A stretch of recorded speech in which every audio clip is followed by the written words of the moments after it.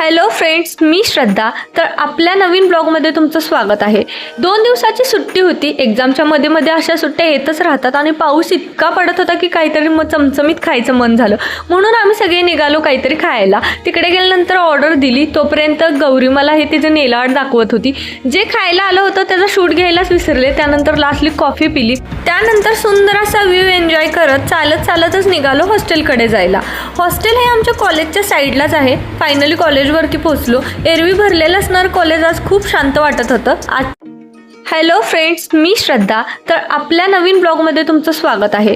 2 दिवसाची सुट्टी होती. एक्झामच्या मध्ये अशा सुट्ट्या येतच राहतात आणि पाऊस इतका पडत होता की काहीतरी चमचमीत खायचं मन झालं.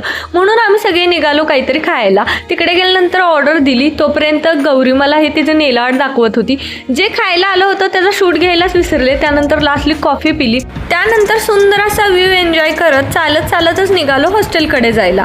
हॉस्टेल हे आमच्या कॉलेजच्या साईडलाच आहे. फायनली कॉलेजवरती पोहोचलो. एरवी भरलेलं असणार कॉलेज आज खूप शांत वाटत होतं.